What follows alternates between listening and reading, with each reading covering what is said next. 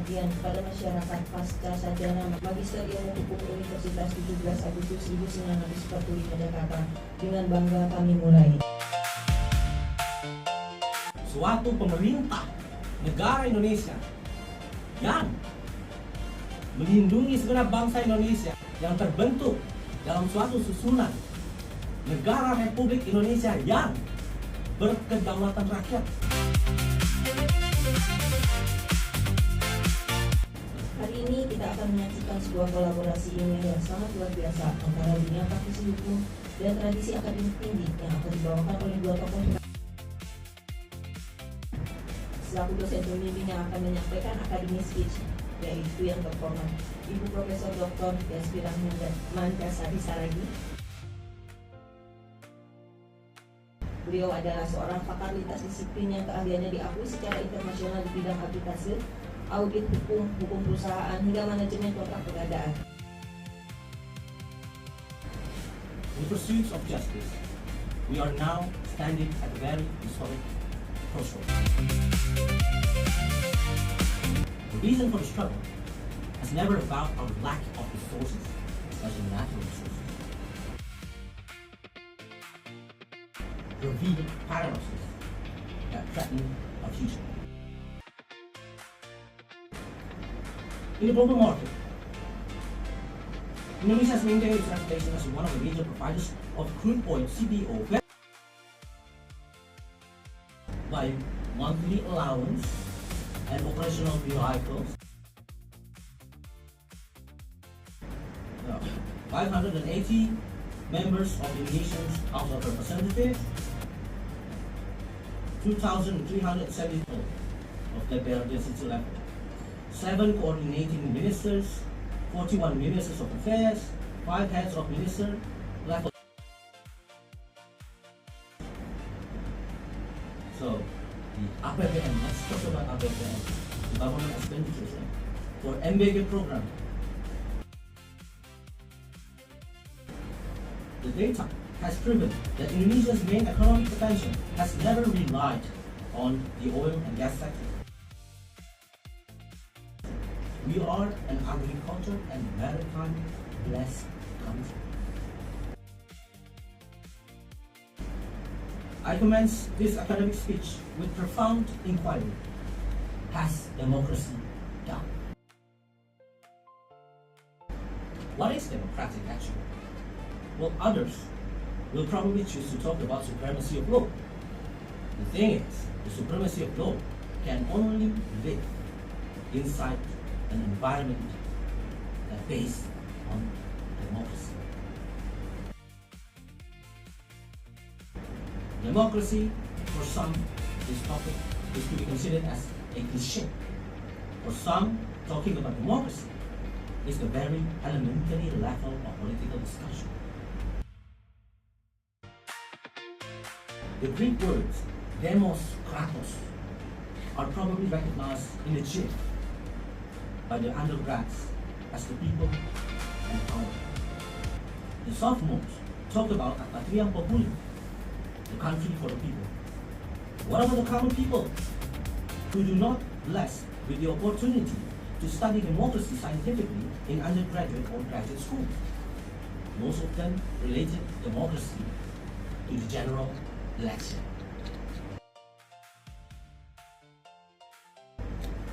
But North Korea. Let's talk about North Korea. North Korea conducted its first general election in 1948, approximately 3 years after Indonesia's declaration of independence. Its official name is Democratic People's Republic of Korea. Are we adapting and implementing the same kind of democratic republican state as North Korea? I hope not. We do not perform democracy like the North Koreans. Our democracy does not inflict fear on the people. How is it possible that in democracy, or rule of the people are the ones who live in fear? Just doesn't make any sense. Democracy, people's rule, and we fear the government. That's ridiculous. We are the lucky one. We do not need to be terrified or fear of capital punishment of corruption. We do not need to fear. We do not need to fear them. Even some of the well-known political figures who have been proven guilty of the crime of corruption can be granted pardons easily by the president. We just need to be close with the circle of power. What is Indonesian democracy? How do people rule? What is Pancasila? Democracy, or Demokrasi Pancasila. Prof. Miriam Budiarto, in her book, The Basics of Political Science, the sky blue colored book with white title, said that it is irrational to implement democracy.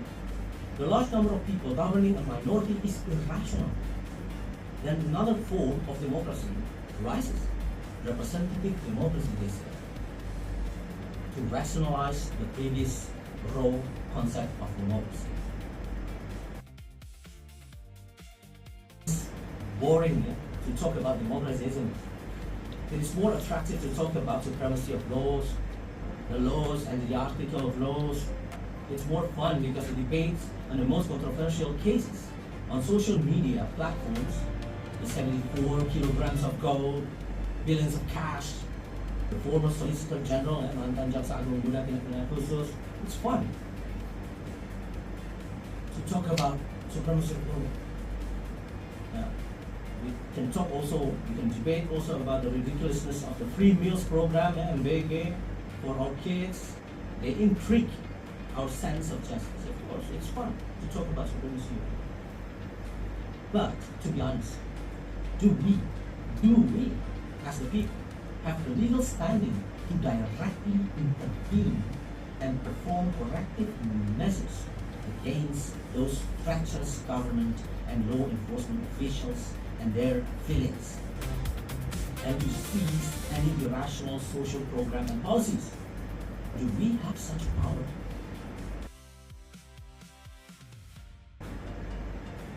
It is just fun and amusing, isn't it, to debate and talk about this controversial cases and talk about laws and article of laws.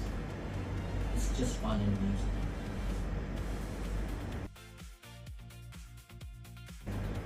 That is deliberately maintained to secure power. The people are the ones who elect, and afterwards, the people can only scream, yell in the streets, demanding justice, complaining against injustice of individuals or groups whom sit in power by the consent of the people. By our consent, we can only complain.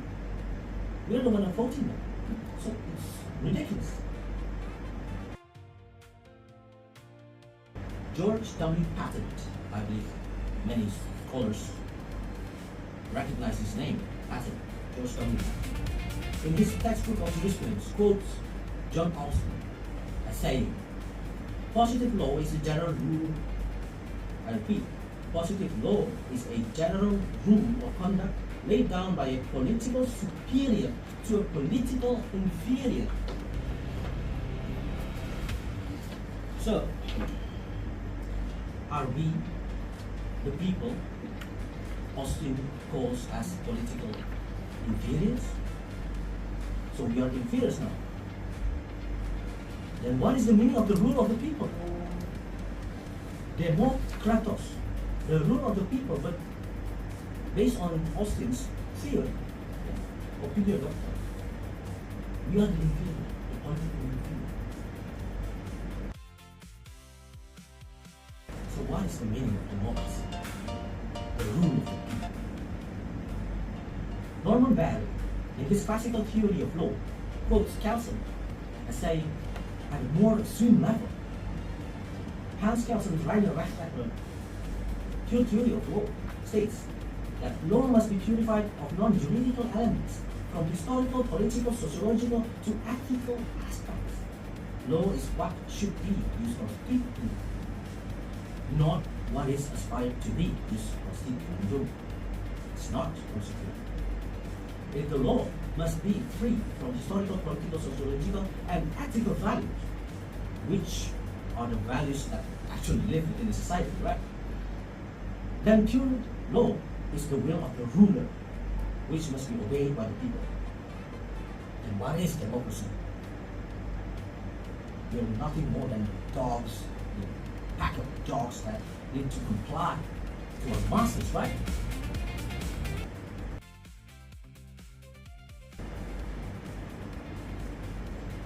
Most of the people do not have the power, the knowledge, and the resources to debate, let alone to involve themselves in such controversial cases, or to take corrective action against the government and law enforcement officials. People are just spectators. We are just spectators. We can debate, argue about the articles of law, or whatever the terms we want to use to comfort ourselves with the notion that the laws will provide justice. But the articles of law and the laws itself need to be exercised under and comply to the values of Indonesian democracy. So what is Indonesian democracy? Most of them are talking about the legality and illegality of certain conduct regulated by laws. What about the righteousness? I repeat, what about the righteousness? The righteousness of the conduct and the laws itself. What about right and wrong? Not from the perspective of laws, of which are their own products, the bosses, the political superior, but from the perspective of morality. Hadirin sekalian, mari kita sambut dosen pembimbing kita sekaligus Guru Besar Hukum Pidana Universitas 17 Agustus 1945 Jakarta dan Guru Besar Hukum Termuda di Lingkungan LLBT Wilayah 3 kepada yang terhormat Ibu Profesor Dr. Yasmira Mendesari Sarai Sarjana Hukum dan Studi. Bismillahirrahmanirrahim. Assalamualaikum warahmatullahi wabarakatuh. Waalaikumsalam. Indonesia, masyarakat, dan pembangunan berkelanjutan. Nah, ini sebenarnya makna yang mendalam, ya. Kalimat ini sangat dalam maknanya, apalagi saat ini Indonesia lagi keadaan seperti ini. Namanya pembangunan berkelanjutan, ya, merupakan paradigma yang menuntut integrasi antara pertumbuhan ekonomi, keadilan sosial, ya, perlindungan lingkungan, dan tata kelola yang inklusif. Jadi itu harus terintegrasi, nggak bisa sendiri-sendiri. Makanya kalimat terakhir dihubungkan dengan tata kelola yang the best. Ya, siapa yang bisa mengelola tata kelola ini adalah eksekutif, ya, bersama tim-timnya. Nah, kalau mau pembangunan yang berkelanjutan yang bagus, ya. Namun berbagai persoalan masih membatasi keberlanjutan pembangunan, antara lain kesenjangan sosial dan wilayah, ketergantungan pada ekstraksi sumber daya alam, kemudian kerentanan masyarakat adat dan lokal, ada urbanisasi yang tidak terkendali, perubahan iklim, ya, kita lihat iklim saat ini, ya, apalagi di Sumatera lagi sering hujan, ya. Kalau di Jakarta sepertinya beberapa hari saya di sini panas, Mas. Panas. Nah, ini perubahan iklim nih. Lemahnya penegakan hukum lingkungan, ya, serta partisipasi publik yang sering bersifat formal. Ini adalah salah satu faktor yang membuat sulitnya berkembangnya pembangunan, ya. Nah, jadi nanti saya akan membahas ada 11 poin dan ada 4 strategi agar hal ini bisa teratasi, agar masyarakat bisa menginginkan, bisa mendapatkan apa yang mereka inginkan. Nah, kalau kita melihat teori kedaulatan rakyat, ya, yang dipopulerkan oleh J.J. Reciu, ya, dan juga dianut oleh Thomas Hobbes, ya, dan Montesquieu, ya, Mereka sependapat ketika negara ini harus ikut kepada keinginan rakyat. Peraturan undang-undangan adalah rakyat. Negara tidak bisa berdiri, tidak bisa ada kalau tidak ada rakyat. Loh, mana mungkin lah pejabat-pejabat sendiri yang ada nggak ada rakyat? Uangnya dari mana? Ya, dari mana uangnya? Kita cerita pajak. Pajak, Bapak Ibu, ini lagi populer sekarang. Apa yang disampaikan oleh para pejabat kita bahwa nanti masyarakat akan didatangi ke rumah-rumahnya, betul nggak? Untuk cek pajak. Ini jadi bertentangan dengan teori kedaulatan rakyat. Kalau pakai teori itu, semua apa yang diinginkan rakyat itulah yang terjadi. Jadi ketika rakyat itu menginginkan perubahan, ketika rakyat itu mengkoreksi para pejabatnya, wakil-wakil rakyatnya di parlemen, ya nggak marah pejabat-pejabat itu, karena memang sudah seharusnya begitu. Ya, kok harus marah? Kalau dikoreksi marah berarti ada yang salah. Benar nggak? Kita kalau kita dikoreksi, kita ini hatinya lapang, tidak ada kepentingan apapun, kita pasti senang, kita bahagia, benar ya? Ada yang sayang dengan kita dikoreksi, jadi kita oke. Tapi ketika kita ada macam-macam, kita dikoreksi, kita marah. Ini memang secara psikologi begitu. Jadi kalau yang suka marah-marah sudah tahu lah ya. Nah itu dia masalahnya ya. Dinamika sosiologis partisipasi masyarakat sipil dan Sustainable Development Goals atau singkatnya SDGs tingkat lokal ya. Ini yang pertama pembahasannya. Jadi kalau mau berhasil ya transisi menuju pembangunan berkelanjutan sangat ditentukan oleh dinamika hubungan sosiologis antara negara atau state ya, kemudian kekuatan pasar atau market, dan masyarakat sipil atau civil society. Jadi masyarakat sipil ini memegang peranan krusial sebagai penyeimbang yang melakukan kontrol sosial, mengawasi jalannya kebijakan publik, ya, menyuarakan aspirasi kelompok marginal, serta menginisiasi gerakan aktif, ya, gerakan kolektif dari bawah ke atas. Perkembangan konsep pembangunan. Jadi teori pembangunan pada awal banyak berangkat dari asumsi bahwa negara berkembang akan mengikuti tahapan modernisasi negara industri.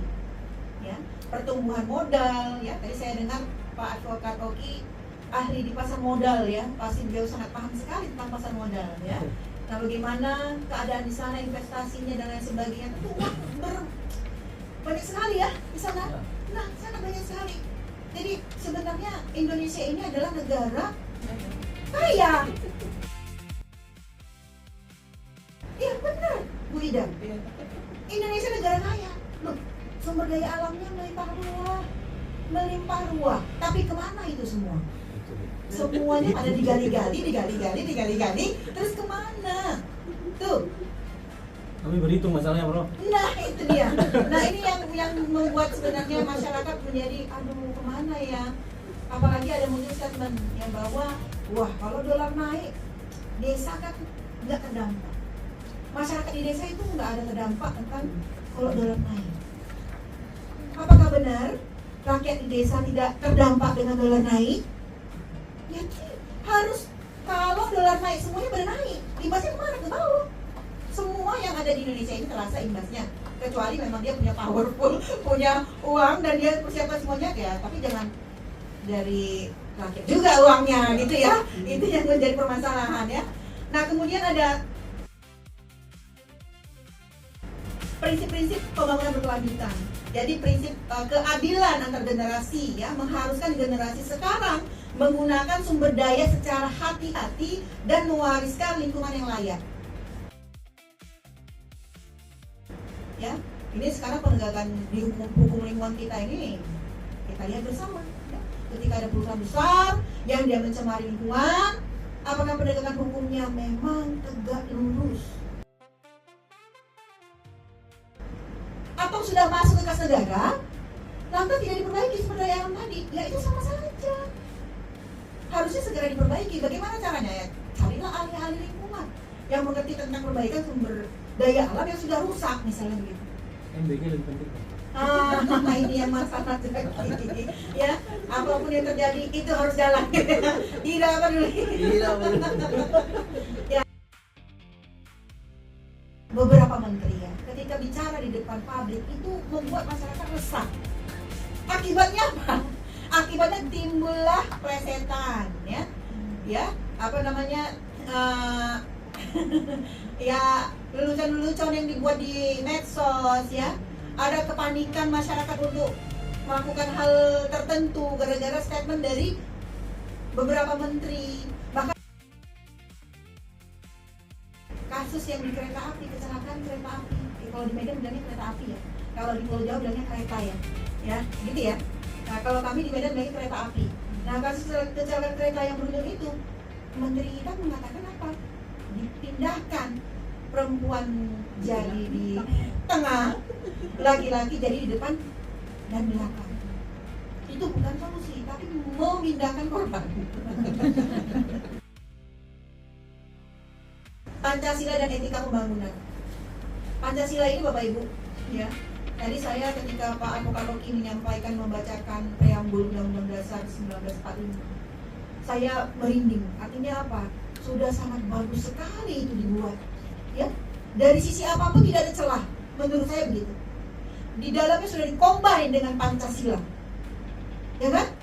Pancasila itu dan semua sisi sudah lengkap di sana. Mau apa? Semua ada di sana. Bapak Ibu yang berbahagia, kemiskinan, ya, banyak masyarakat Indonesia yang jumlahnya lebih tinggi, yang kurang mampu, ya, menengah ke bawah. Malah ada yang belum memberikan upah seperti UMR yang dianjurkan oleh gubernur setempat di masing-masing provinsi. Di bawah UMR, Bapak Ibu. Mereka kerja dari pagi sampai malam, ya. Bahkan ada juga yang lemburnya kadang tidak dibayar. Ini yang harus ditertibkan sebenarnya oleh Disnaker, ya. Disnaker harus berperan aktif dalam menyelesaikan ini, ya. Tapi ada juga pemerintah memberikan program-program bantuan kepada rakyat miskin, benar kan? Apakah penerimanya itu benar-benar orang miskin? Ataukah ada lagi yang mengkorupsinya?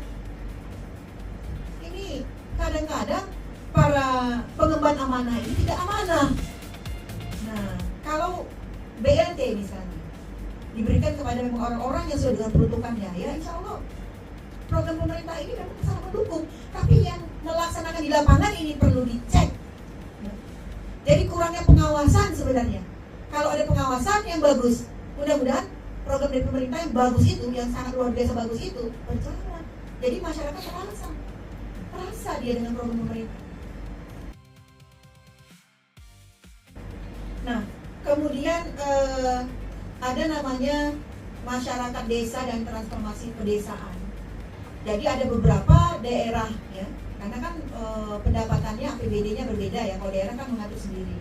Mereka mengatakan kekurangan dana, ya, kemudian ada hal-hal di teknis di lapangan yang sebenarnya perlu dilihat oleh pusat, ya. Ketika menyerahkan otonomi daerah kepada daerah tertentu, hendaknya pusat bisa mengevaluasi, lancar nggak di sana? Atau kalau misalnya ada hambatan, apa hambatannya? Itulah perlunya rapat. Jadi rapat itu bukan hanya sekedar rapat untuk menghabiskan anggaran, ya. Harusnya rapat itu berbobot, ada isinya dan ada capaian programnya. Sebenarnya organisasi ini memperluas akses terhadap pekerjaan, pendidikan dan inovasi, tetapi juga menimbulkan perumahan informal, kemacetan, polusi udara, banjir, timbulan sampah dan ketimpangan ruang. Masyarakat terkadang dia lupa bahwa masyarakat itu juga sebagai salah satu faktor yang membuat negara ini kurang sehat. Kenapa saya bilang begitu? Jadi jangan melulu masyarakat ini menyalahkan pemerintah. Jangan melulu masyarakat ini menyalahkan penegak hukum. Apa contohnya?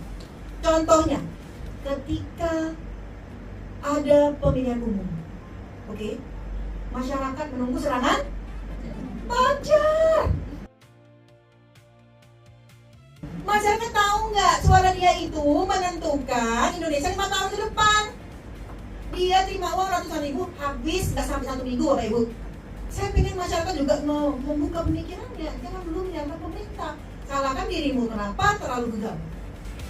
Oh, Prof, bukan kamu yang milih, ternyata KTP kamu yang dijual. Nah, ini nggak tahu kita. Kalau soal-soal gini nggak tahu ya. Ini urusan pihak polisi nih yang ngurus ya. Kita nggak tahu ya. Tantangan pembangunan berkelanjutan di Indonesia, ada yang namanya ketergantungan pada ekstraksi sumber daya alam, kemudian ada namanya deforestasi, kehilangan keanekaragaman hayati, dan konflik agraria. Ini kalau kita cerita sumber daya alam, apalagi kalau hutan sudah dirusak, mau kemana lah itu para penghuni-penghuninya? Orang Aceh saja, masyarakat di sana, sampai sekarang belum pulih itu keadaannya Bapak Ibu. Penggantian rumah belum semuanya, jalan-jalan belum semuanya. Sibolga juga begitu, belum semua pulih. Ini sudah Juli kan, bentar lagi September, Oktober, November, 3 bulan lagi muncul lagi. Waduh, saya berharap tidak lagi muncul air itu. Itu kejadian yang kami alami di Pulau Sumatera. Jadi kita tidak tahu ya, mudah-mudahan tidak kena Pulau Jawa. Tapi seingat saya, berita juga sampai loh, Jakarta banjir gitu saya dengarnya gitu ya kan. Nah banjir, nah ada yang sampai ke rumah dan lain sebagainya. Dibereskan dengan emas 74 kilo itu, Prof. Beres itu beres. Beres ya? Beres 74 kilo. Beres. Beres ya. Bagaimana penegakan hukuman dan lain sebagainya. Ini jadi sorotan publik. Biasanya itu no viral no justice. Mudah-mudahan dengan viral begini,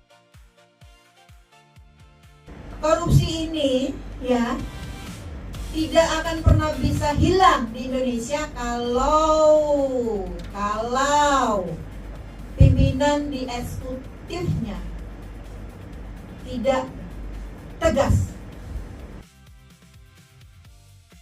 RUU perampasan aset saat ini sedang digodok oleh DPR, berarti legislatif tuh, legislatif.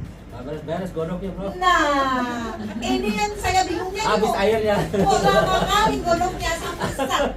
Bisa air gosong, bisa pula air gosong ya. Justru karena nggak bisa air gosong makanya digodok ya. Ada partisipasi publik yang belum bermakna, ada capaian dan kesenjangan ya.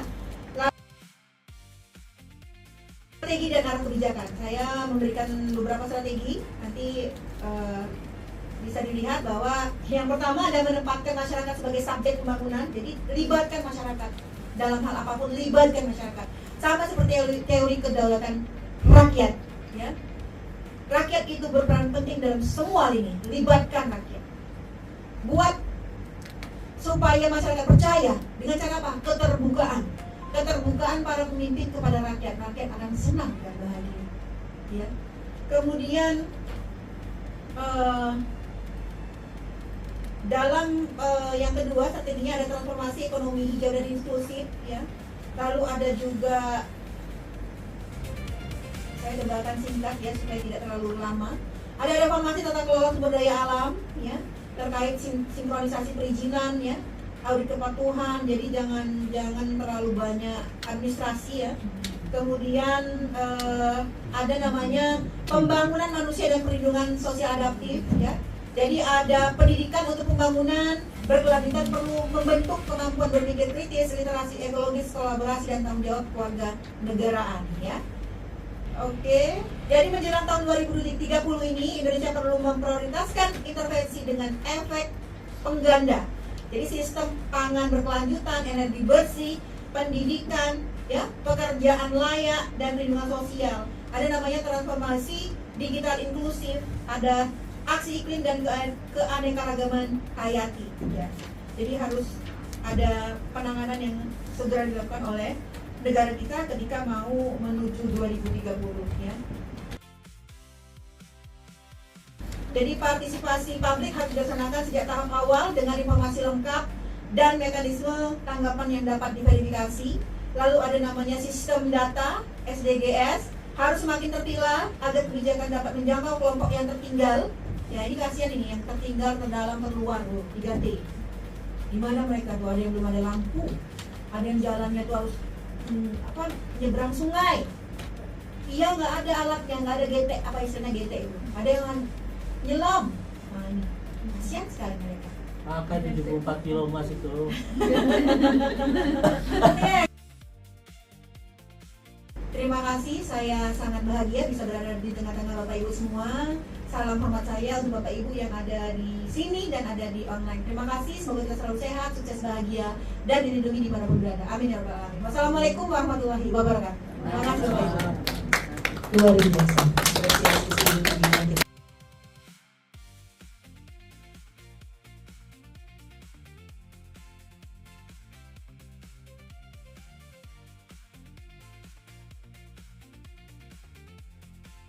Bahwa Indonesia ini kaya, bahwa tidak ada kata terlambat untuk memperbaiki segala sesuatunya, seperti apa yang disampaikan oleh Ibu Profesor Dr. Yasmina. Tidak ada kata terlambat daripada tidak sama sekali. Mungkin emas yang 74 kg itu bisa dipakai ya, negara yang kaya menyeluruh. Kemampuannya dalam berkreasi. Mungkin beliau juga akan mengungkapkan rasa kekesalannya, tidak adilannya. Saya terima kasih sekali Pak Nusantara yang kemudian dulu di tahun 98 itu trending KKN, anti korupsi dan nepotisme. Sekarang korupsi itu disort, tapi nepotismenya dengan kolusinya tidak. Menarik. Padahal sumber corruption itu pada kolusi dan nepotisme. Diawali dengan kolusi dan nepotisme. Yang namanya pokok selalu dimulai dengan akar. Akarnya bukan pada korupsinya, tapi pada kolusi dan nepotisme.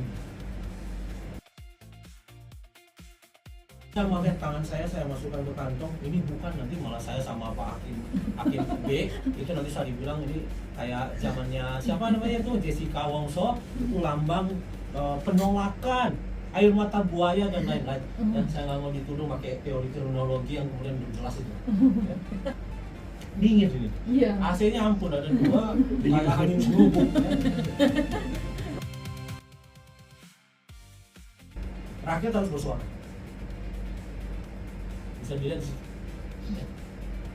Bersuara. Mau dibilang apa bersuara saja, asal jangan kemudian menuduh orang lain. Asal jangan kemudian menyebarkan kebohongan gitu ya. Tapi bersuara sesuai dengan apa yang kita alami. I talk about kewenangan untuk secara langsung mengkoreksi. Ya. Rakyat itu tidak punya kewenangan koreksi kan? Secara langsung, cuma bisa keluar buat video kayak begini gitu kan. Ya, nggak punya kewenangan koreksi, tidak punya kewenangan supervisi. Untuk saya sebagai orang yang mempelajari ilmu hukum ya, memaksakan diri ya, membaca segala macam buku mulai dari Brian Zitamanaha, John Austin ya, membicara working dan segala macam ya. Saya baca Kelsen yang sudah kabur tulisannya itu. Saya membicara Ratnapala Suri ya, Sociological Jurisprudence, kemudian membaca karya-karya lain seperti Critical Legal Studies ya. Saya lebih ke arah realism ya, Cardozo, US ya, pandangannya. Tapi sekarang sudah mulai berubah, bergeser shifting sedikit ke Critical Legal Studies ya. Karena diri saya, kalau tadi bicara pada diri. Hukum itu adalah suatu produk politik. Tatanannya adalah politeia, politik, politisi, policy dengan polisi. Politeia itu negara kota. Politik kegiatan bernegara dilaksanakan oleh politisi, menghasilkan suatu policy, kemudian dikawal oleh polisi. Itu tatanan secara teoretikal. Saya, rekan-rekan saya, rakyat, tidak ada dalam tatanan itu semua. Kami di mana ya? Kami cuma jadi objek penderita saja ini. Jadi ternyata politik tidak peduli pada kami. Semua yang bekerja di luar negeri adalah orang-orang yang tidak mencintai bangsa. Itu illogic.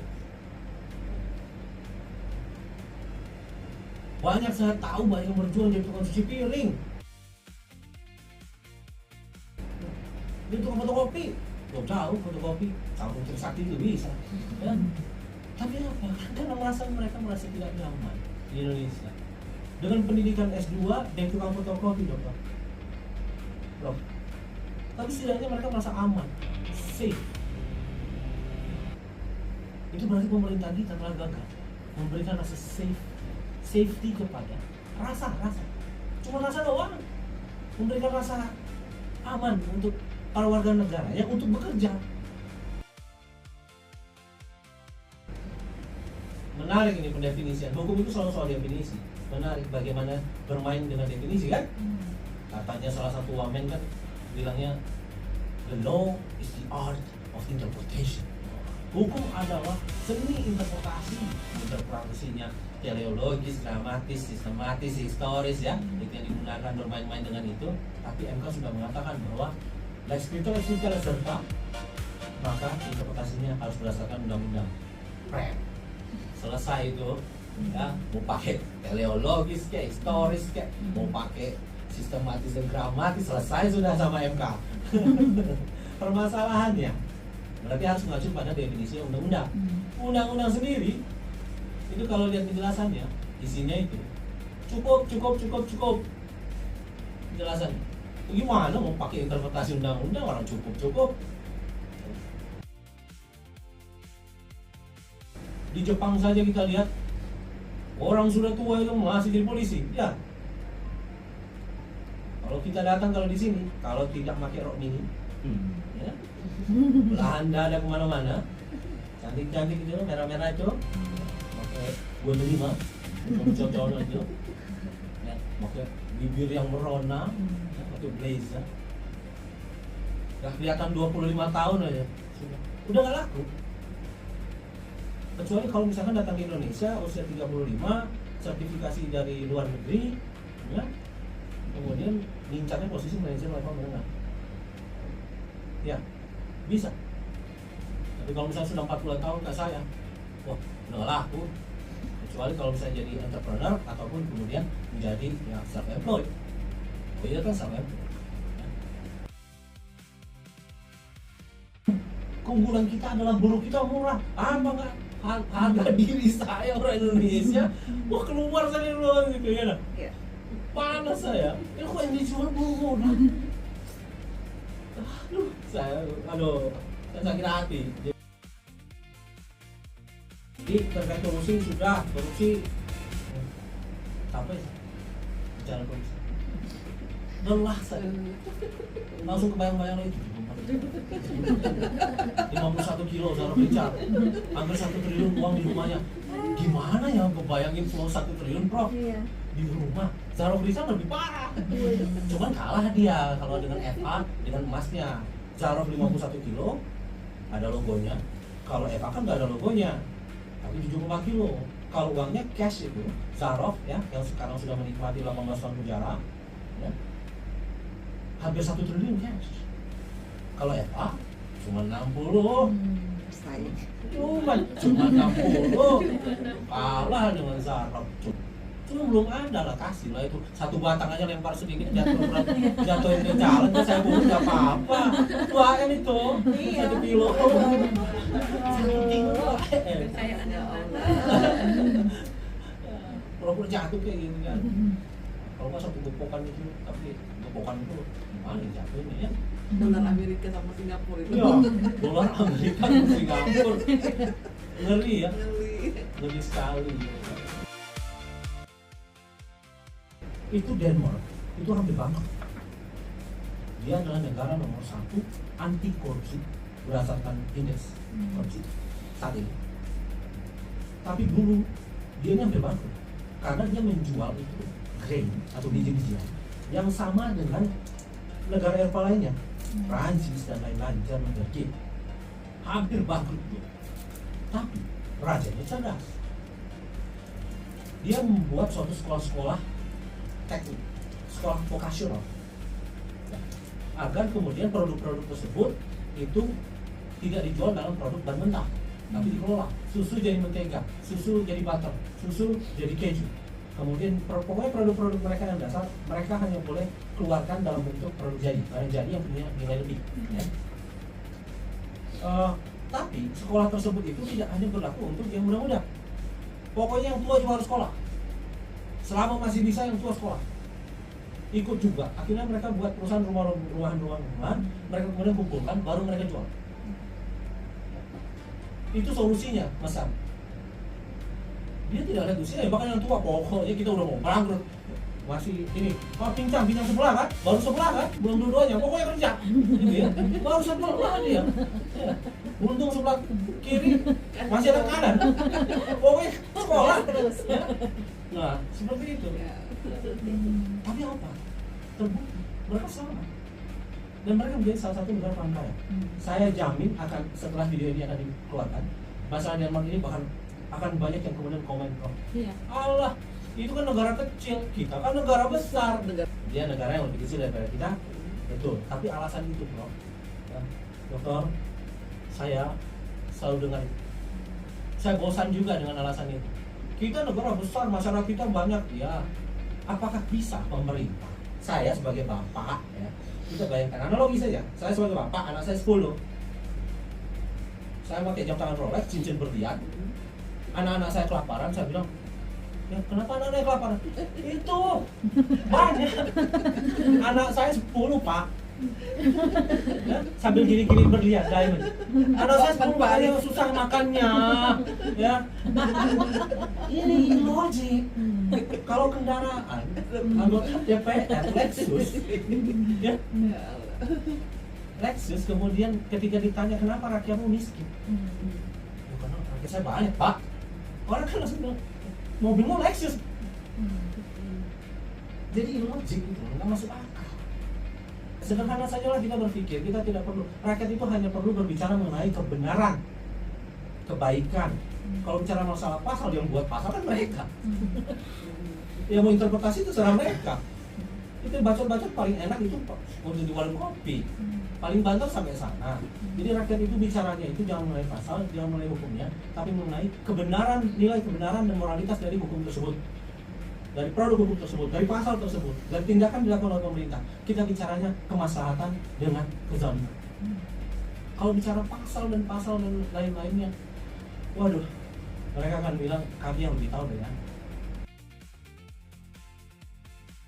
Kita harus bersuara. Bayangkan logikanya, kita voting, bisa voting untuk menaikkan seseorang ke posisi kekuasaan, tapi tidak punya hak konstitusional untuk kemudian impeach. Udah capek dengan representatif demokrasi, representatif ini yang menjadi representatifnya ya jadi masalahnya yang ada di TV itu kan ya, karena ini tentu banyak banget tadi ya, jadi saya rangkum saja. Thank you very much ya.